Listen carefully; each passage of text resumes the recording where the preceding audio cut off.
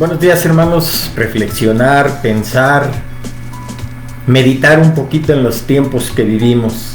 Y precisamente por eso vamos a reflexionar sobre ese versículo que está en Lucas 18, versículo 8. Y vamos a hacer una pequeña oración para pedirle al Señor que nos bendiga. Padre Santo, Señor amado, te alabamos y te glorificamos en este día. Te damos gracias, Señor, por la vida que tú nos concedes, porque es una oportunidad más que tenemos para ir a ti, reconocerte, Señor amado, tomarnos de tu mano y pedirte, Padre, que tú seas sobre nosotros, sobre tu iglesia, sobre los que te conocemos y sobre los que no te conocen, Señor. Tú tienes control sobre todos los tiempos, sobre todo lo que acontece. Dios mío, hoy más que nunca estamos plenamente conscientes que tú estás obrando en este mundo con propósitos, Padre. Ayúdanos a entender tus planes, tus propósitos, tus objetivos. Tú siempre, Señor amado, tienes control perfecto de todo lo que está pasando en este mundo, en estos tiempos. Manifiéstate, Padre, que tu palabra, Señor amado, viva y eficaz, dé respuesta a nuestro corazón.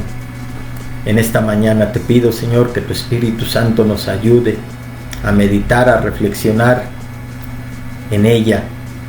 Que tú te muevas en cada hogar, en cada corazón, en cada vida, y nos hables, Padre bendito. Ayúdanos, bendícenos.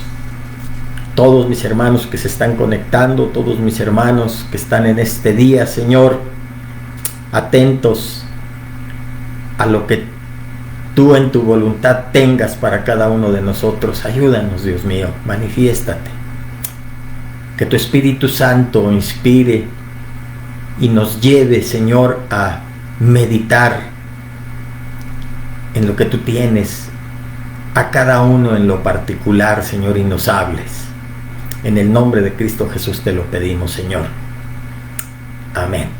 Vamos pues, hermanos, a leer Lucas capítulo 18 y el versículo 8, que dice así: Os digo que pronto les hará justicia, pero cuando venga el Hijo del Hombre, ¿hallará fe en la tierra? Lo vuelvo a repetir. Os digo que pronto les hará justicia, pero cuando venga el Hijo del Hombre, ¿hallará fe en la tierra?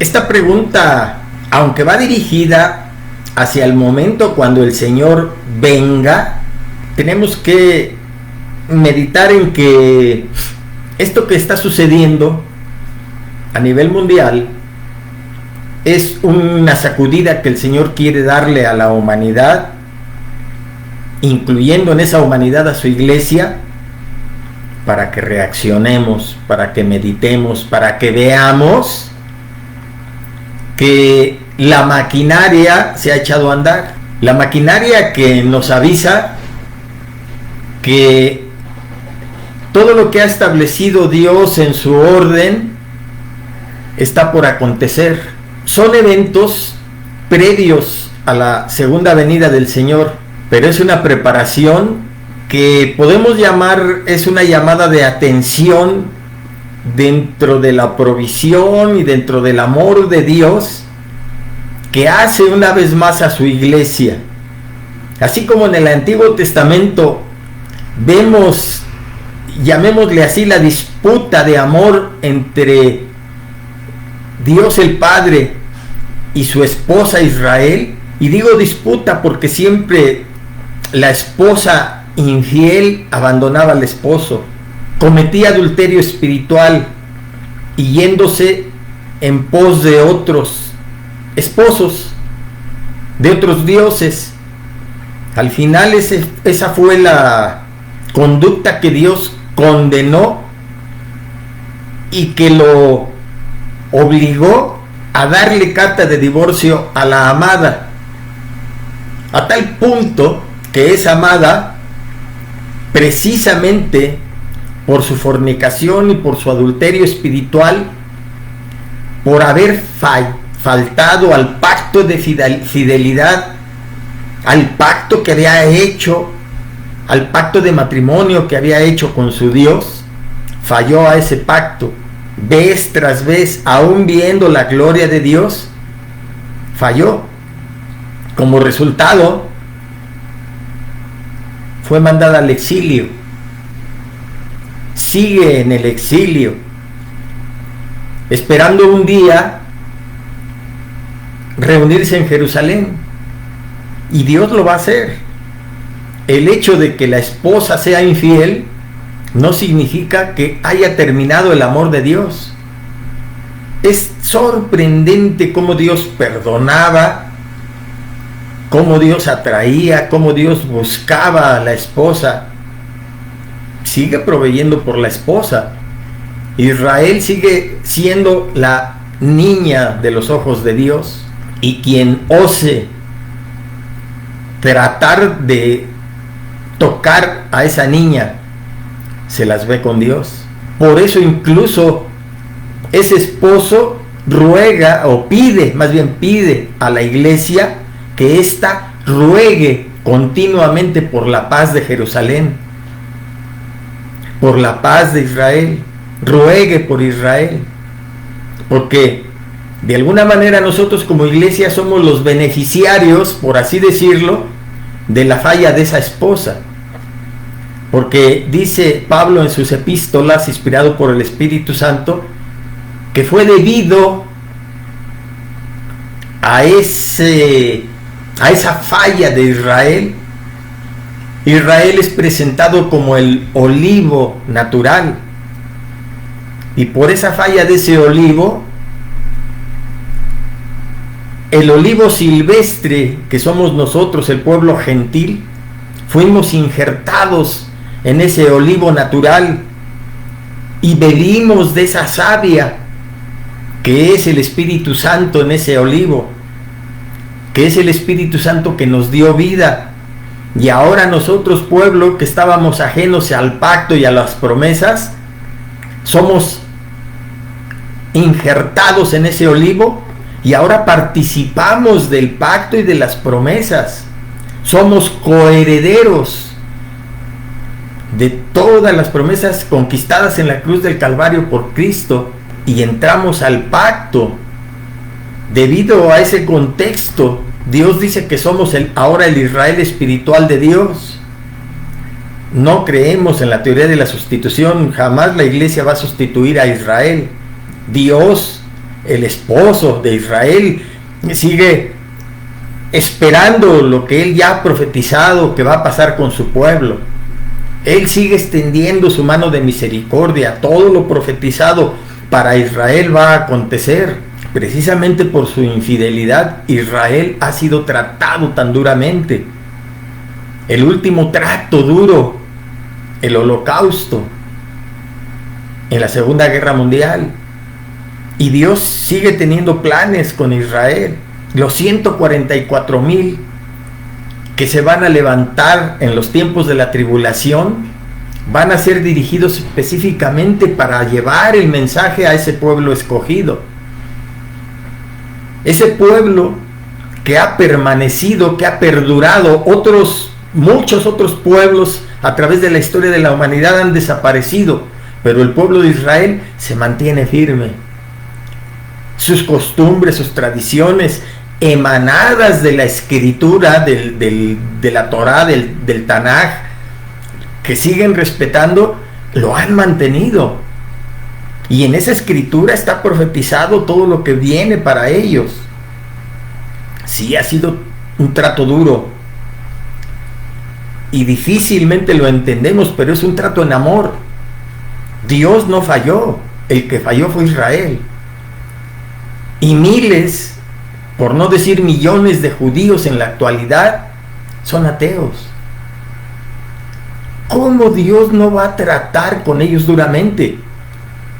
Muchas veces nosotros solo entendemos cuando nos sacuden, cuando el trato es severo, cuando ya no tenemos a dónde voltear, cuando nos tenemos forzosamente que humillar, porque solamente así podemos recobrar el conocimiento, la visión y poder contemplar otra vez al Dios vivo y verdadero, creador de todo lo que existe.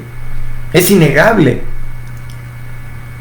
Y aunque no lo comprendamos, ese trato duro es en amor. Y es para hacer reaccionar a Israel. Dios nunca va a tratar a nadie por la fuerza, ni lo va a obligar a reconocerlo y amarlo. El Señor, así como tiene planes para Israel, ahora también lo tiene por su iglesia. Y así como Israel en el Antiguo Testamento, Él menciona que es la niña de sus ojos, ahora también su iglesia, la novia de Cristo, la novia de su Hijo. ¿Cómo no va a querer a su iglesia? El versículo que leíamos dice: os digo que pronto les hará justicia, pero cuando venga el Hijo del Hombre, hallará fe en la tierra. Tiempos de preparación. Dios nos está sacudiendo amablemente. Dios está llamándonos la atención. Cuando el Hijo del Hombre venga, hallará fe en la tierra. Y es natural. ¿Qué tiempos estamos viviendo? ¿Cuál es el contexto, tanto en el ámbito natural como en el ámbito espiritual? ¿Qué encontramos en el ámbito natural? ¿Cuáles son las noticias que leemos cada mañana cuando nos levantamos? Ya es común, y no nada más en nuestro país. Sí, las características de nuestro país por la actividad de venta de droga y de crimen organizado, innegablemente que nos da más características en relación a todo lo que acontece, pero lamentablemente, a pesar de que otros países no están inmersos en nuestra situación, también acontece. Nos levantamos y leemos, oímos en las noticias o leemos en el periódico: terrorismo, desastres naturales, hambruna, movimiento de personas, migrantes, violencia, homosexualismo, drogadicción, aumento de suicidios, asaltos, homicidios, guerras y rumores de guerras. Y podríamos continuar. Pero el común denominador en estos tiempos, en todos los países, es ese. ¿Por qué la pregunta del Señor? En esta situación de aislamiento, se están desatando situaciones en las familias, afuera, como resultado de esta pandemia, como resultado de este aislamiento. La economía está decayendo, hay dificultad para levantarla. La disyuntiva de establecer ya un ambiente de libertad y que la gente salga con el peligro de que aumente el contagio, y la decisión entre abrirse a esa libertad para reactivar la economía y que no se vaya hundiendo más esta, es difícil tomar decisiones. Y esto es solamente el comienzo, porque aun cuando se vuelva bueno, nunca se va a volver a la normalidad que antes teníamos, se le llama por eso la nueva normalidad, pero para que se vaya estableciendo la dinámica anterior que teníamos de movimiento de gente, de actividades de todo tipo, desde educación, cultura, restaurantes, museos, en fin, todo el movimiento que antes se daba, difícilmente se va a dar como antes. Pero como resultado de esto, más adelante se van a ver los efectos más patentemente en la economía de muchas gentes. Gracias a Dios muchos no vamos a resentir tanto los efectos en la economía, pero cuántos hogares que perdieron empleos, cuántos hogares que tenían incluso a sus hijos inscritos en escuelas privadas, van a dejar de mandarlos también por los costos elevados de esta educación. En fin, va a haber todo un ajuste y un movimiento, y los efectos, eso es en el orden natural, también los efectos en el orden espiritual. Todo esto es preparación. El Señor nos había ya advertido lo que iba a pasar en los últimos tiempos. Si bien en toda la historia de la humanidad ha habido apostasía, esta se va a acrecentar en los últimos tiempos, pegados ya a la segunda venida del Señor. De hecho, volvemos a repetir, se ha echado a andar la maquinaria, y esto va a ir avanzando.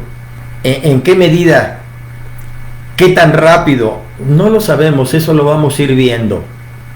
Pero más bien el Señor pregunta que cuando Él venga hallará fe en la tierra. Todo esto que está aconteciendo apenas es el principio de dolores. Van a ir suscitándose varias cosas que van a probar nuestra fe. Si esto sigue creciendo, no solo en el aislamiento o cuarentena, sino qué pasaría si se empezara a dar falta de alimentos, falta de agua, nuevas enfermedades, nuevos padecimientos, y que estos tocaran a nuestros seres cercanos. ¿Cómo reaccionaríamos? Si las cosas empeoraran, ¿nuestra fe estaría firme? ¿No desmayaríamos? ¿No dudaríamos? ¿No nos volveríamos en contra de Dios? No sé, cada quien se tiene que hacer esas preguntas. Y si el Señor nos dice que cuando Él venga, se pregunta Él mismo, ¿hallará fe en la tierra? ¿No será que esto, principios de dolores, también son principios en los cuales Dios nos llama la atención para que examinemos cómo está nuestra fe? ¿Qué pasa si esto se empeora? ¿Qué pasa si la tribulación viene con más solidez? ¿Desmayará nuestra fe? Tal vez tú hagas planes en el futuro, pero si las cosas no se presentan como tú esperas, ¿vas a seguir fiel? ¿Vas a permanecer?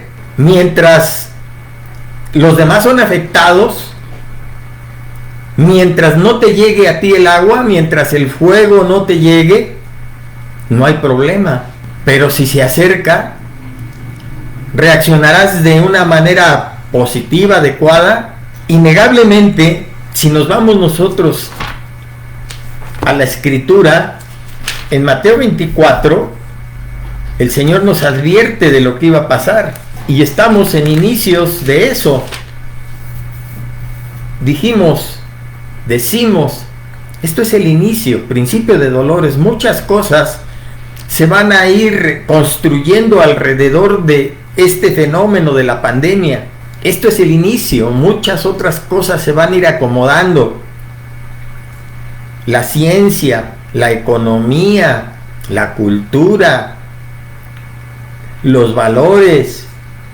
Innegablemente que estamos, aunque se examina que estamos en una época post-global, en donde, si bien es cierto que muchos países como el nuestro se están volcando y están dejando a un lado, por el momento, dejando a un lado la globalidad y se están centrando en el nacionalismo, en el buscar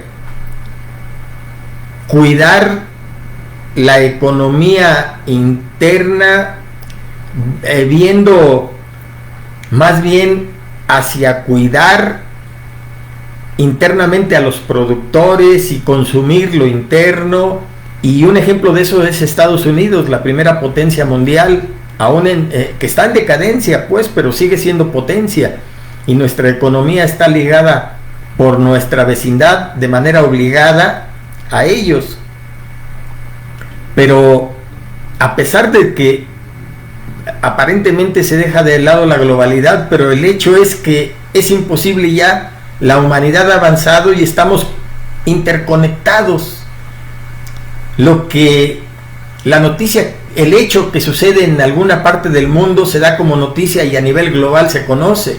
Tal vez en la economía está variando esa globalidad, pero de que existe es un hecho y ya no va a dejar de existir. Al contrario, se va a ir construyendo para tener un nuevo orden mundial, que es un hecho.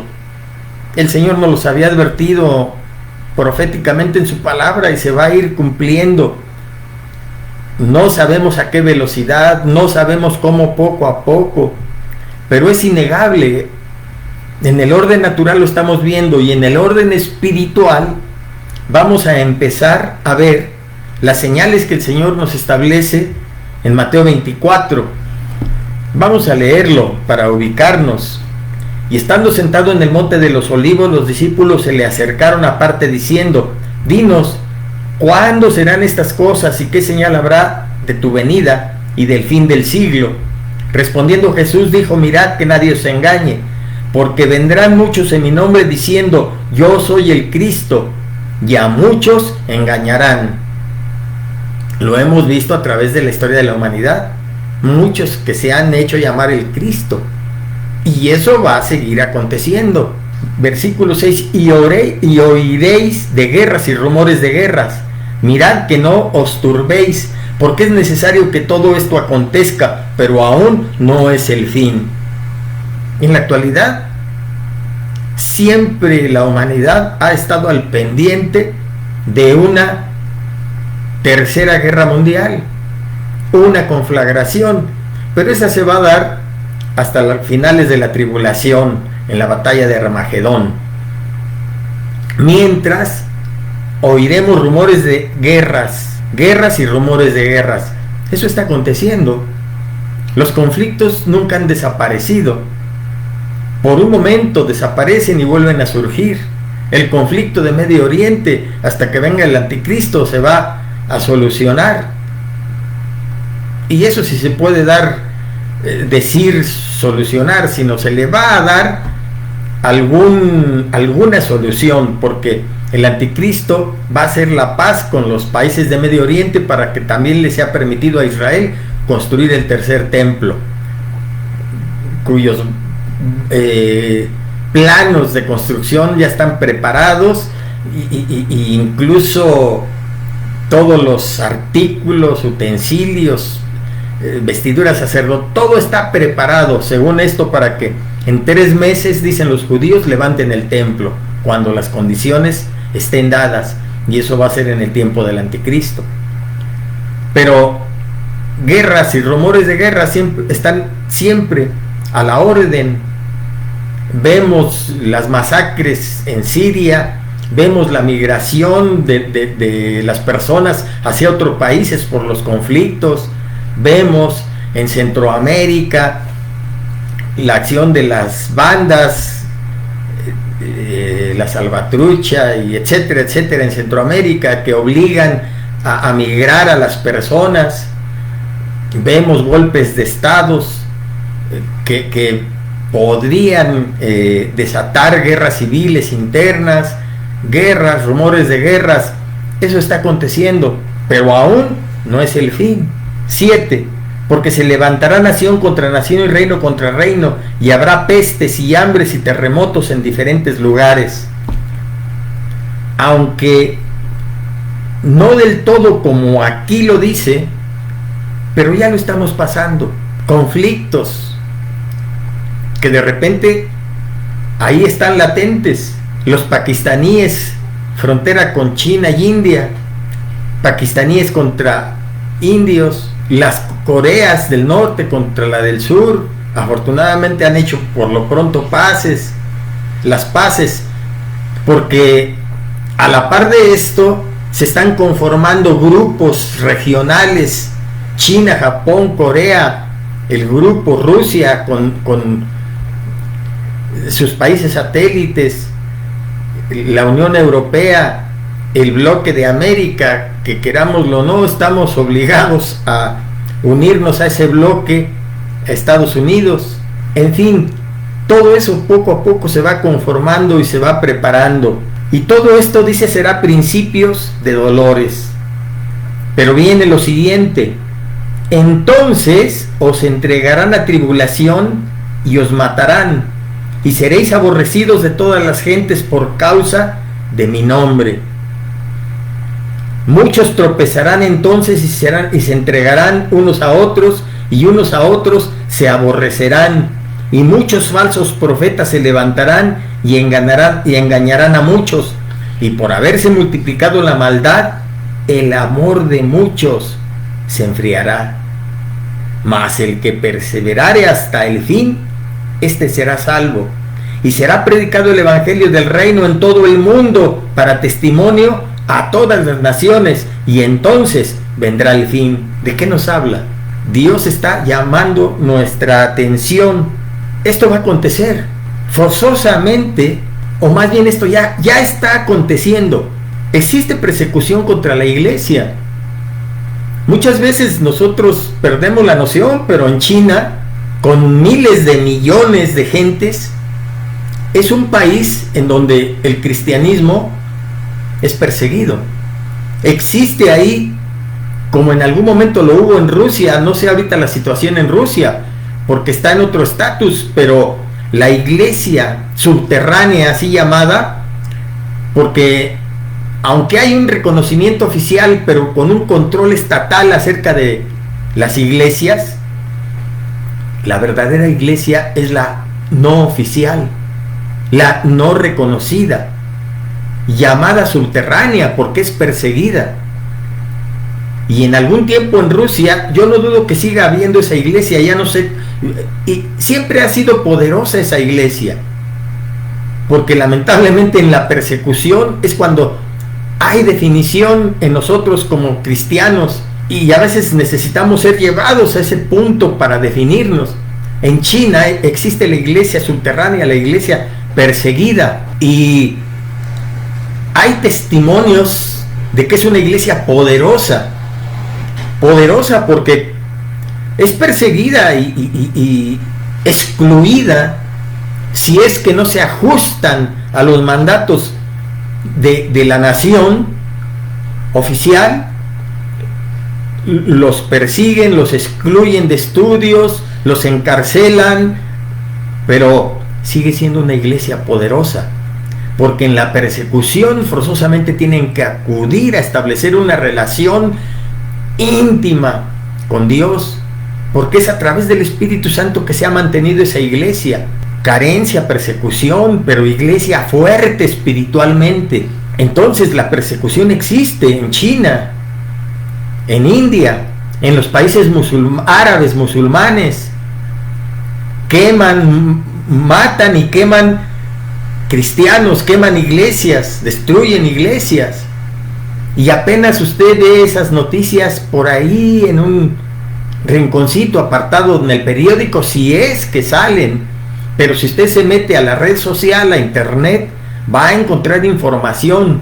Esa iglesia perseguida, ahí está, y es fuerte espiritualmente. Cuando leemos Mateo 24, es el principio de dolores que estamos viviendo, que apunta y que nos advierte que vamos para allá.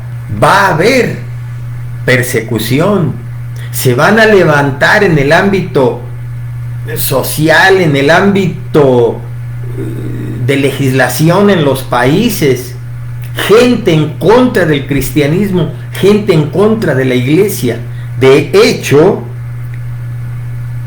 ya existen movimientos en contra de los principios morales, los valores cristianos.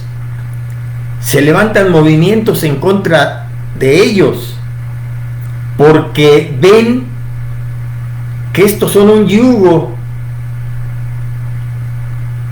Para ellos son una mordaza que los aprisiona y están clamando por deshacerse de esos valores. Dios sabía de eso. En el Salmo 2, Dios habla advirtiéndonos que eso iba a acontecer.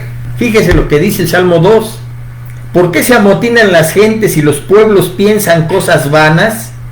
Se levantarán los reyes de la tierra y príncipes consultarán unidos contra Jehová y contra su ungido, diciendo: rompamos sus ligaduras y echemos de nosotros sus cuerdas. ¿Ha oído que esos valores judeo-cristianos, los mandamientos, la ley moral de Dios, es pisoteada, es atacada, porque está deteniendo el avance, está coartando la libertad de la gente? Hay que deshacernos de esos valores. Los pueblos piensan cosas vanas, se levantan, se amotinan y consultan unidos contra Dios. Rompamos sus ligaduras y echemos de nosotros sus cuerdas. Los movimientos a favor del aborto, los movimientos a favor del feminismo extremo y fuera de lugar. No estamos en contra de los derechos válidos de la mujer por reivindicar su persona y las afectaciones que lamentablemente como hombres y la misma sociedad ha contribuido. De eso estamos a favor, como lo estuvo Cristo en su momento. Nadie como Cristo le dio el lugar que debe tener la mujer. Nosotros estamos a favor de eso, pero estamos en contra de todo eso que va, como llaman, son crímenes de lesa humanidad. Todos estos movimientos van en contra de la misma humanidad. El aborto en contra del derecho de la vida. El homosexualismo está destruyendo la humanidad. Son crímenes de lesa humanidad y es la misma humanidad que está saliendo a manifestarse en contra de esos valores válidos porque esos mandamientos morales son los que han sostenido a la humanidad en su historia. Todos los imperios han caído porque han ido en contra de esos mandamientos morales. Y hoy la humanidad se levanta en contra de ellos, sin tomar en cuenta. El príncipe de este mundo, como dice la Escritura, ha enceguecido su entendimiento para que no le resplandezca la luz de Dios. Y enceguecidos protestan en contra de la misma humanidad y en contra de esos valores morales que han sostenido a la humanidad y que Dios sabe que son el fundamento para que el hombre obtenga paz, para que el hombre se desarrolle integralmente. Pero la humanidad no lo entiende, está enceguecida. Existe entonces todo esto y va a crecer. La iglesia va a ser atacada, como dice aquí en Mateo 24. Son tiempos de definición. Poco a poco se van a dar las circunstancias en donde tal vez a nosotros nos toque ser probados. ¿Cómo vamos a reaccionar? ¿Qué actitud vamos a tomar? ¿Cuál es nuestra posición ante lo que vemos en nuestro entorno en contra de los valores de Dios? Poco a poco se va tratando de atacar a la iglesia. Simplemente en nuestro país leíamos un senador o diputado de Yucatán está subiendo una propuesta al Senado para que, al menos en su estado, aprueben. Él habla en su propuesta acerca de las adicciones y las menciona, todos los tipos de adicciones que sí afectan a la sociedad, impiden que haya desarrollo, etcétera. Establece su argumento. Lo curioso de esto es que una de las adicciones es la iglesia, la religión. La considera él como adicción. Y entonces su propuesta es que se tomen medidas, se legisle para crear artículos o medidas en contra de esas adicciones. Pero dentro de esas adicciones está la religión, la iglesia, ir a la iglesia, la creencia en un Dios. Y así sutilmente se va a ir tejiendo y se va a ir levantando, se van a ir levantando cosas en contra de la fe. ¿Cómo vamos a reaccionar nosotros? Hay posturas en la misma iglesia. Algunos dicen que precisamente por todo esto que se está desencadenando, y esto no va a mejorar, sino va a ir en aumento, se va a hacer más complejo, más enredado, y innegablemente que todos vamos a entrar en confrontación y vamos a ser probados y exigidos a tomar posición y a definirnos. Algunos creen entonces que no va a haber ni avivamiento, como dice ahí que por la maldad el amor de muchos se enfriará. Por eso dice el Señor también que cuando Él venga y hará fe en esta tierra, muchos creen que no va a haber ningún avivamiento. Pero ahí mismo el Señor dice lo contrario: y será predicado el evangelio de Dios a toda criatura. ¿Quién es el que convierte? No son los hombres, es el Espíritu Santo. Y si va a ser predicado el evangelio, la palabra, que es en sí viva y eficaz, esto nos anuncia que va a haber avivamiento, a la par de toda esta hecatombe en la humanidad de valores, de conflictos, de violencia, de homosexualismo, de aborto, de todo esto. A la par va a haber un avivamiento. Por eso es que somos llamados en estos tiempos a reflexionar y a meditar. Dios nos está dando la oportunidad de tener una nueva visión, de que estemos dispuestos, porque Dios quiere, Dios está dispuesto a abrir nuestro entendimiento, y que Dios pueda sembrar en nosotros una nueva visión y un nuevo entendimiento de lo que es Dios, a pesar de los problemas, de las circunstancias adversas, del dolor que podamos experimentar, de la derrota. Porque muchas veces cuando somos derrotados, fíjese cómo es el humano, la percepción de Dios se aminora. Creemos que Dios se empequeñece y que el príncipe de este mundo que ha creado todo esto y nos ha afectado y nos ha derrotado, nos ha derribado, en ese momento pensamos que Dios es pequeño y que el mal está triunfando.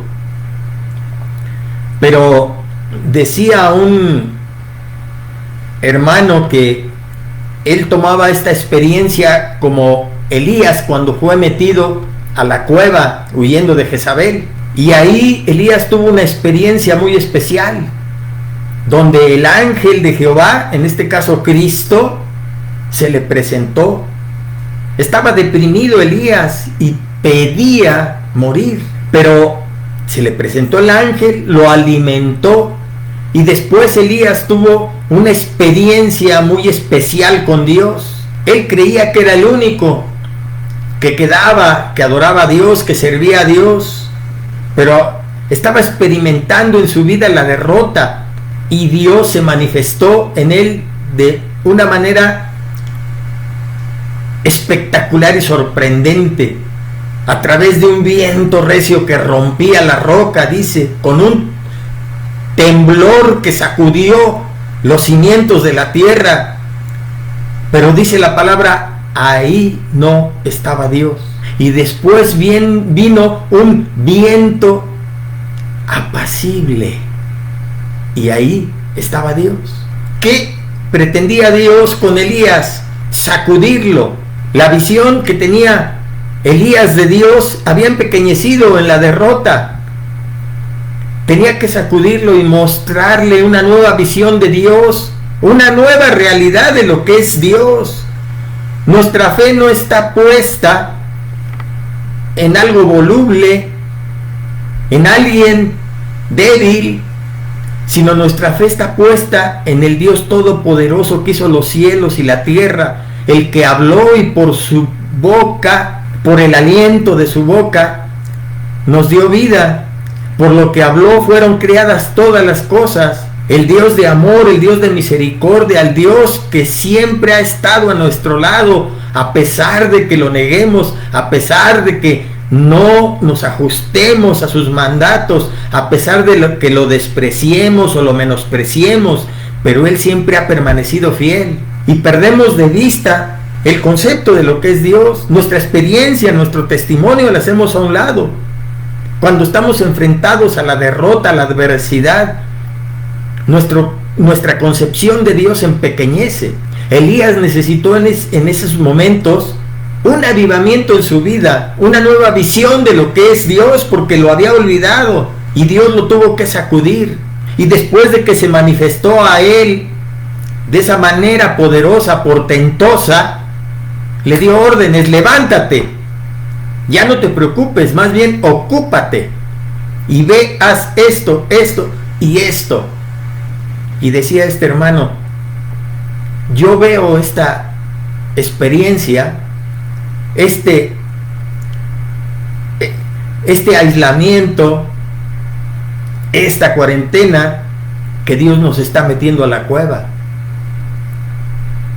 Pero que muchos, tal vez que han perdido seres queridos, que han experimentado adversidad, que han perdido su trabajo, que han tenido conflictos en el hogar, que tal vez ha habido separación y divorcio y los hijos están sufriendo.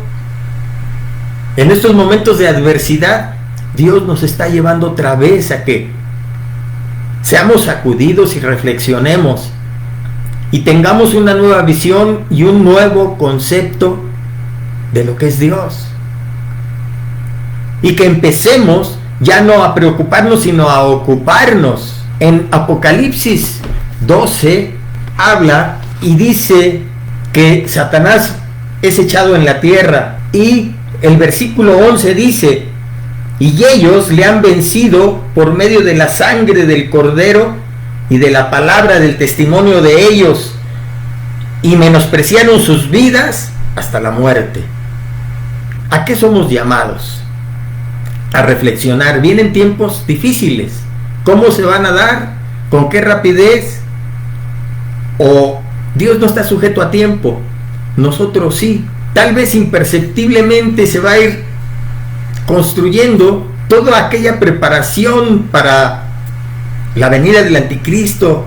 Ya se desencadenó toda esta preparación. ¿Cómo se va a ir dando? No lo sé. ¿Cuándo vamos a llegar a ser probados, a ser metidos en tribulación, a ser metidos en la cárcel, a ser perseguidos, a sufrir? La palabra nos los dice.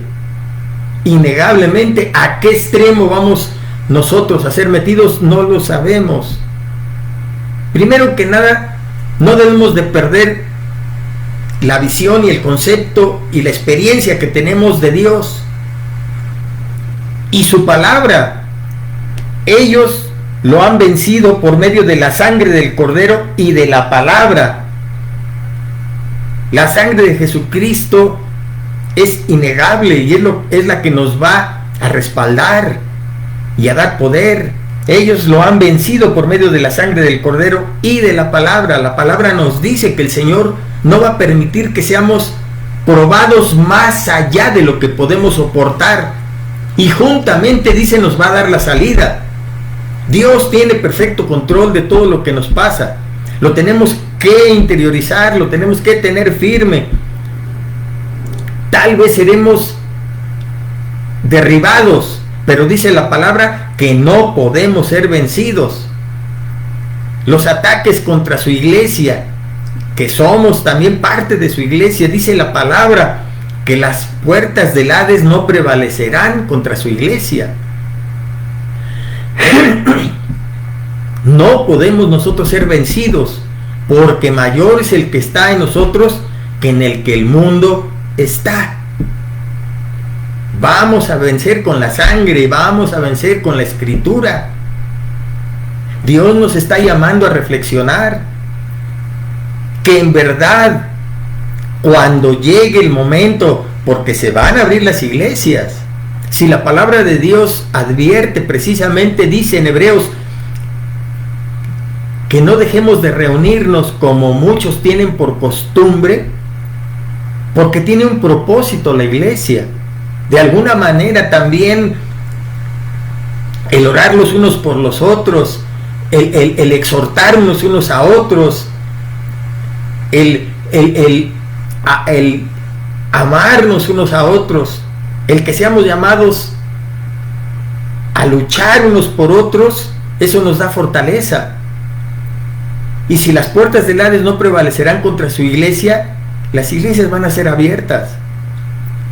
Que existe iglesia en células, en hogares, en todo eso, que estamos obligados a volver a eso en la actualidad, sí, pero si Dios permitió como una corporación, como un cuerpo, que es eso la iglesia, el cuerpo de los creyentes, de los comprados y lavados con la sangre de Cristo, tiene que ser abierta. Porque de alguna manera el trabajo, si la palabra de Dios dice que se va a predicar el evangelio en todo el mundo y después de esto vendrá el fin, ¿quién va a hacer ese trabajo sino la iglesia? Y se necesita una organización, una corporación, un cuerpo, donde haya líderes, donde organicen, donde planeen, donde colaboren, donde se unifiquen, donde tengan un mismo propósito, que de alguna manera es colaborar con eso que el Señor dejó como mandato, ir y predicar el evangelio a toda criatura. ¿Quién lo va a hacer? La iglesia. Dios va a permitir que se abra otra vez la iglesia, pero ¿cómo vamos a regresar a la iglesia? Este es el panorama que tenemos por delante. Si usted ve en Mateo 18, leímos el versículo 8, pero el contexto está inmerso, este versículo, en el contexto de la viuda que iba importunando al juez para que le hiciera justicia. Y el Señor toma esta parábola en ese sentido. Aquella viuda importunó al juez de tal manera que éste, siendo impío, se hartó de la insistencia de esta viuda y dijo: vamos a hacerle justicia para que ya no moleste. Y el Señor nos daba esa imagen asociándolo con estos tiempos que vivimos y a su iglesia, porque sí, vamos a vencer con la sangre del Cordero y con la palabra, pero adiciona este elemento, la oración. Que seamos insistentes como esta viuda hasta que ese juez impío nos haga justicia. En pocas palabras, ¿qué debe hacer la iglesia? Orar. ¿Cómo debemos de regresar a esa iglesia? Abiertos, con la intención de que Dios nos dé una nueva visión y nos muestre, si puede decirse así, iba a decir una nueva imagen, no, la imagen de lo que Él es, que nos impregne de su presencia, que podamos recordar lo que Él ha hecho en nuestra vida, que podamos ver que como iglesia, cuando somos insistentes como esa viuda, vamos a alcanzar victorias, que todos nos vamos a unir en un mismo propósito, que debemos cumplir con el mandato de predicar el evangelio, que la gente tiene que venir y encontrar en la iglesia respuesta a su necesidad, respuesta a su problema, respuesta a su enfermedad, pero es a través de la unión de la iglesia, de la concepción del poder de ese Dios, de la misericordia, de la fe puesta en el sacrificio de Cristo, que la iglesia como un cuerpo unido va a lograr victorias, va a haber sanidades, va a haber conversiones, porque es la labor a la que Dios nos ha llamado y tenemos que cumplirla. Él está ahí para respaldar. No, Dios no ha fallado. Los que hemos fallado somos nosotros. ¿Cómo queremos ver la gloria de Dios cuando no nos ajustamos a sus principios? ¿Y cómo nos vamos a ajustar a los principios cuando nos soltamos y no tomamos su mano? Tenemos que estar conscientes de que somos pámpanos, unidos a la vid verdadera, separados de Él, nada podemos hacer. Otro de los peligros es el sutil humanismo que va a estar entrando, que sutilmente se va a meter. ¿Qué es el humanismo en sí? La atención centrada en el ser humano. El hombre es la medida de todo. Y aún este humanismo sutil se va a meter encubiertamente, dice la Escritura, en la iglesia y en los principios. Y tenemos que ser cuidadosos. Dios quiere obrar en su iglesia. Dios quiere que su iglesia sea poderosa. Pero tenemos que luchar primero por acercarnos a Dios. Ir con una actitud en la cual Dios pueda manifestarse a nosotros. Hoy más que nunca necesitamos de las herramientas que ha provisto Dios para que esta iglesia sea poderosa. Ahí están los dones. ¿Qué ha sucedido con los dones? Hemos creído que esos dones nos hacen los supercristianos y que siendo los dones del Espíritu Santo creemos que son nuestros. Y nosotros recibimos el reconocimiento por el obrar de esos dones y no se lo damos a Dios. Ha habido un desorden y ha habido un desapego del hombre hacia Dios y hacia los dones. Los dones han hecho que el hombre se ensoberbezca, que el hombre se equivoque. Muchas veces en las iglesias ya se tiene miedo de que se manifiesten los dones, porque el hombre se envanece, se enorgullece y distorsiona el propósito de Dios. A veces mejor impedimos que se manifiesten esos dones cuando la Escritura aconseja a su iglesia que busque los mejores dones y que no los impida. Pero para eso se necesita de cristianos maduros, firmes, ubicados, que estén conscientes que solamente son instrumento en las manos de Dios y que en eso consiste su bendición y su gloria, que Dios nos tome como instrumentos, pero solo instrumentos. El poder, la gloria viene de Dios. Los dones son del Espíritu Santo y Él es el que sana, Él es el que profetiza, Él es el que da la capacidad. Y debemos volver para reconocer en Dios que es el productor de todo eso, no nosotros, solo somos instrumentos, cables a través de las cuales pasa esa energía. La energía viene de Dios, Él es la fuente que la produce.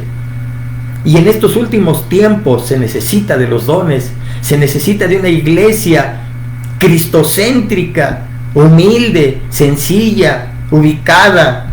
Vienen cosas difíciles. ¿Cuándo? No sé cuándo. ¿Cómo? No sé cómo.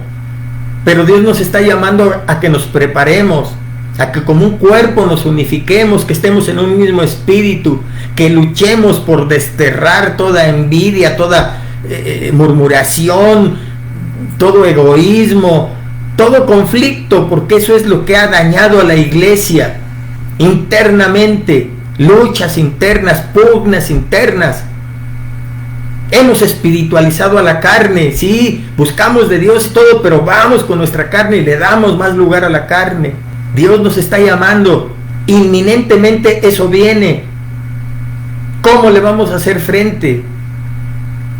Vamos a ponernos en las manos de Dios para que Él siga formando el carácter de su Hijo en nosotros y haya disposición en nosotros para que Dios lo haga y podamos experimentar una iglesia victoriosa, una iglesia donde los milagros sean comunes como en la iglesia primitiva, porque a eso estamos llamados, a eso nos llamó Dios, eso es lo que quiere Dios obrar en su iglesia. Él está dispuesto. El problema es la iglesia. ¿Estamos conscientes para unificarnos en ese propósito? Queremos ver que Dios se manifieste porque Él quiere. Él quiere darnos una nueva visión de Él. una nueva percepción de lo que Él es, que estemos conscientes que sin Él nada podemos hacer. ¿Cómo le vamos a hacer frente a esta adversidad, a esta persecución, a estas situaciones? El pueblo de Israel se ha levantado contra toda adversidad y persiste.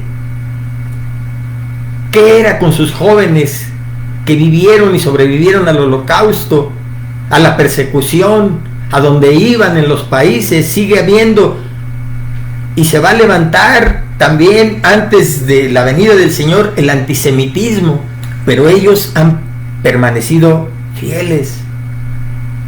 No todos, pero Dios trabaja con remanentes. Dios no destruye o no permite que sea destruida su iglesia porque existe un remanente. Busquemos ser de ese remanente y que ese remanente crezca y que veamos la gloria de Dios manifestada en nuestras vidas y en la vida de nuestra iglesia. Pero tenemos que ser perseverantes como esa viuda. Tenemos que buscar permanecer en los principios de Dios. Dios nos ha llamado a ser vencedores. La iglesia perseguida en China, la iglesia subterránea, sufrida, son vencedores. Ahí está su testimonio, ahí está su ejemplo. Yo no sé si Dios permita llevarnos hasta esos extremos, no lo sé.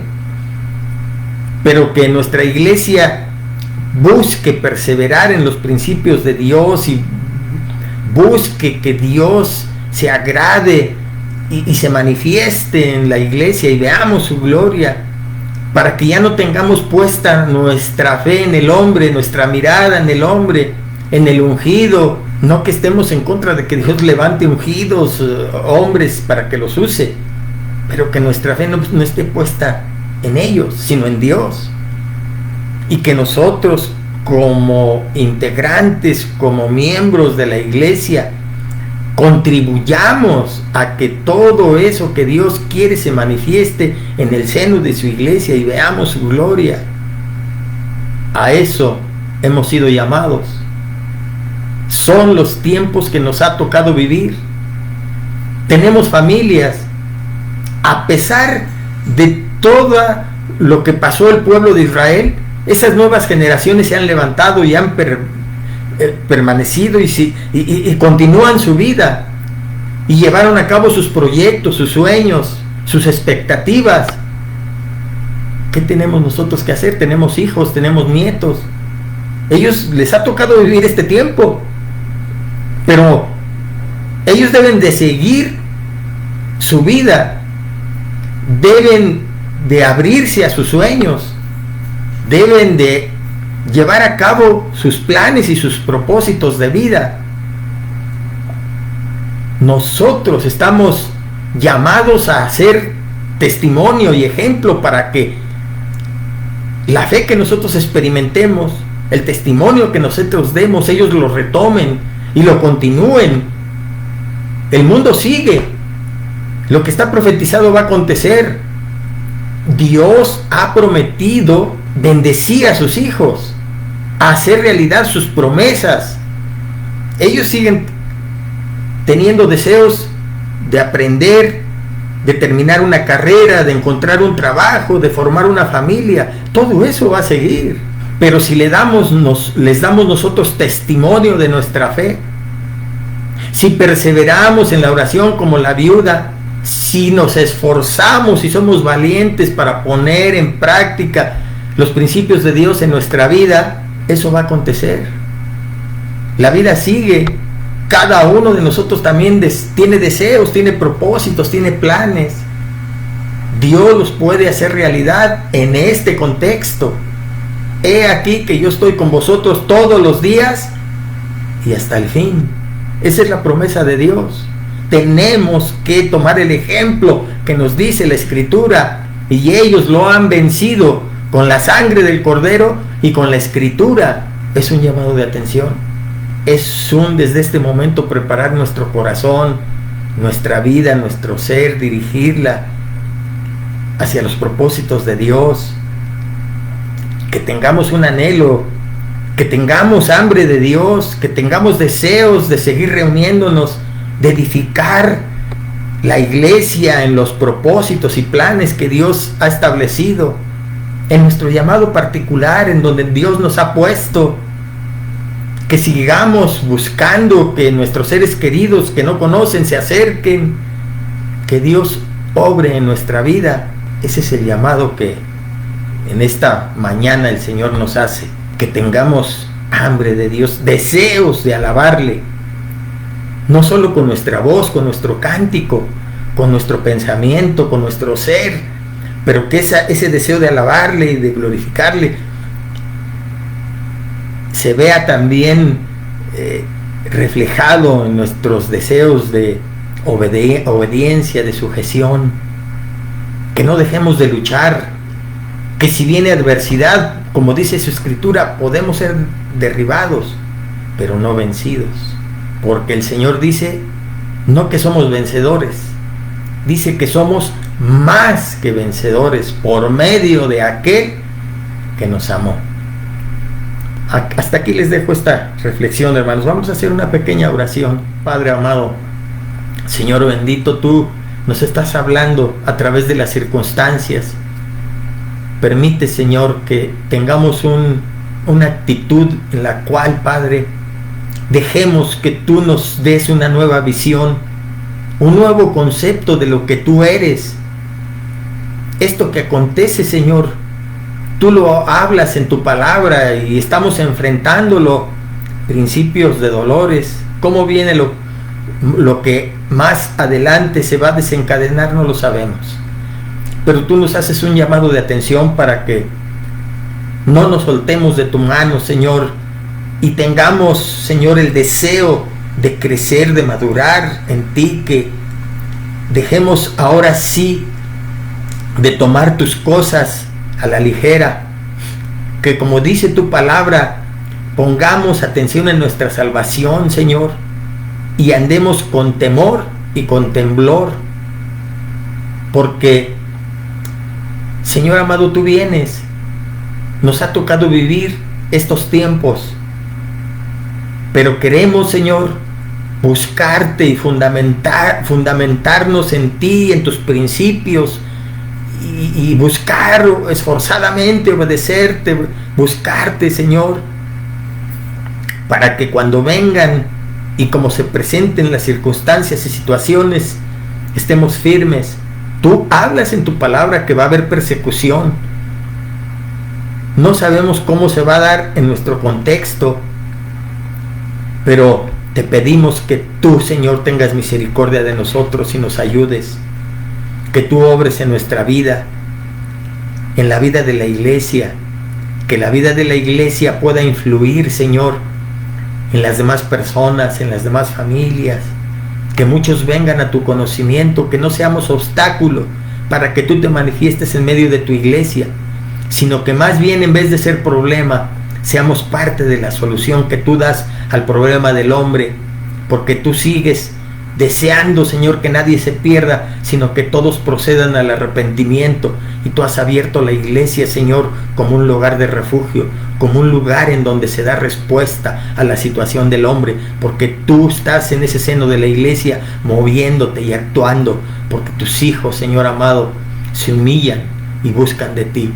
Ayúdanos, Señor, a ser de esos vencedores que tú quieres, Padre Celestial.